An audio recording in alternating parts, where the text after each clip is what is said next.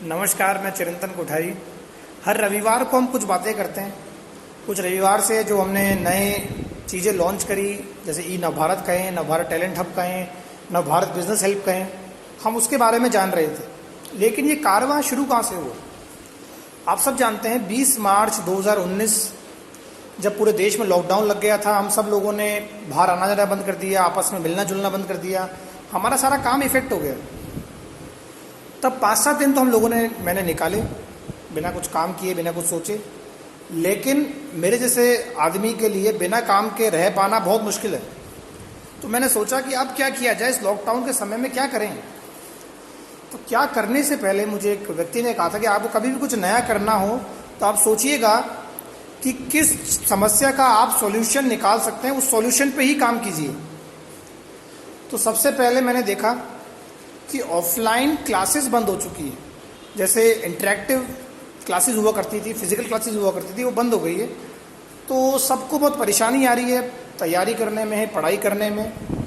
तो सबसे पहला प्लेटफॉर्म जो हमने स्टार्ट किया वो हम लाए ई नवभारत। ई नवभारत में अभी हमने 10th और 12th मैथमेटिक्स चालू कर दिया है। आगे जाकर आप सारे कोर्सेज उसमें देखेंगे। फिर हमने सोचा और क्या करें स्टूडेंट्स के लिए, ठीक है अब क्या करें। फिर मैंने सोचा कि सबसे ज़्यादा तो दिक्कत आ रही है, या तो लोगों की जॉब चली गई है, या जॉब जो उनकी सैलरी थी वो कम हो गई है। मैंने कहा उन लोगों के लिए भी कुछ करते हैं। तो नवभारत टैलेंट हब को लेके आए। नवभारत टैलेंट हब एक ऑर्गेनाइजेशन है जिसमें अगर आज आप अप्लाई करते हैं तो कल ही आपको कोई जॉब अपॉर्चुनिटी मिल जाती है। आपको एक जॉब अपॉर्चुनिटी मिल जाती है, आपको एक सिक्योर्ड जॉब मिल जाता है, चाहे वर्क फ्रॉम होम हो या अब तो फिजिकल भी चालू हो गया है, तो वो आप कर सकते हैं। तीसरा हमने चालू किया नवभारत बिजनेस हेल्प। हम सब जानते हैं कोविड-19 के कारण बहुत सारे बिजनेसेस में इफेक्ट आया। बिजनेसमैन को फंड की कमी बहुत ज़्यादा आ गई क्योंकि हैवी लॉसेज उनको झेलने पड़े। तो नवभारत बिजनेस हेल्प से हम लोग स्टार्टअप को भी और जो पुराने बिजनेस चल रहे हैं उनको फंड कर रहे हैं, ताकि फंड के कारण उनका बिजनेस ना रुके। फंड के कारण अगर वो कुछ करना चाहते हैं तो वो रुके ना। लेकिन Navbharat business help, Navbharat talent hub, e Navbharat, सभी के पीछे हमारा मोटिव हेल्प करने का था। उसके बाद हमने सोचा कि हेल्प करने से ज़्यादा अवेयर करना भी ज़रूरी है, क्योंकि मैंने देखा कि बहुत लोगों में निराशा थी, लोग बहुत डीमोटिवेटेड थे, डीमोरलाइज्ड थे अपने आप से, सराउंडिंग से, अपने बिजनेस से, अपने काम से, अपने जॉब से।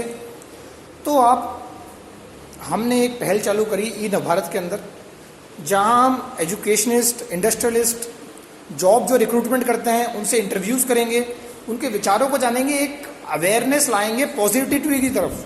क्योंकि 3 महीने से इतनी नेगेटिविटी हो गई है कि हम लोग आपस में ढंग से बात नहीं कर रहे हैं, हम लोग चिढ़े हुए रहते हैं आजकल, और हम लोग विदाउट गोल हो चुके हैं कि अब क्या करें, कोविड-19 के बाद क्या होगा, हम डरे हुए हैं लोग।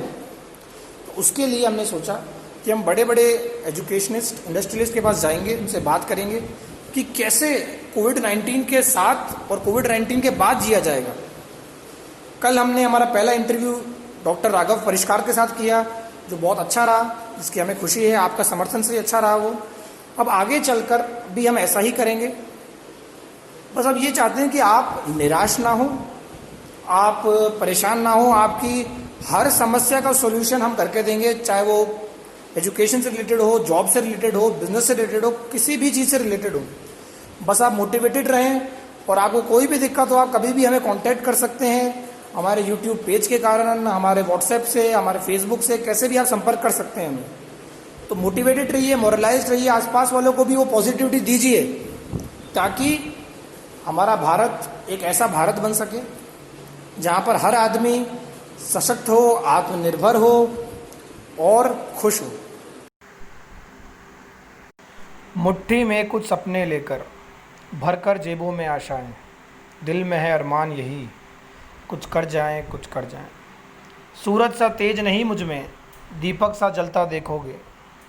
सूरज सा तेज नहीं मुझ में, दीपक सा जलता देखोगे।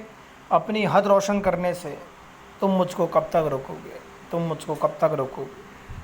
मैं उस माटी का वृक्ष नहीं जिसको नदियों ने सींचा है, मैं उस माटी का वृक्ष नहीं जिसको नदियों ने सींचा है। बांजर माटी में पलकर मैंने मृत्यु से जीवन खींचा है। मैं पत्थर पे लिखी इबारत हूँ, शीशे से कब तक तोड़ोगे। मिटने वाला मैं नाम नहीं, तुम मुझको कब तक रोकोगे, तुम मुझको कब तक रोकोगे। इस जग में इतने जुल्म नहीं जितने सहने की ताकत है। इस जग में जितने जुल्म नहीं उतने सहने की ताकत है। तानों के भी शोर में रहकर सच कहने की आदत है। मैं सागर से भी गहरा हूँ, तुम कितने कंकर फेंकोगे। चुन चुन कर आगे बढ़ूँगा मैं, तुम मुझको कब तक रोकोगे, तुम मुझको कब तक रोकोगे। झुक झुक कर सीधा खड़ा हुआ, अब फिर झुकने का शौक़ नहीं। अपने ही हाथों रचा स्वयं, तुमसे मिटने का खौफ नहीं। तुम हालातों की भट्टी में जब जब भी मुझको झोंकोगे, तब तब कर सोना बनूंगा मैं। तुम मुझको कब तक रोकोगे, तुम मुझको कब तक रोकोगे।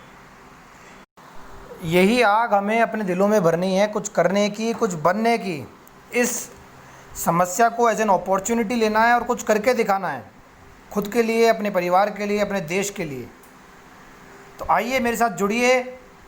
नमस्कार।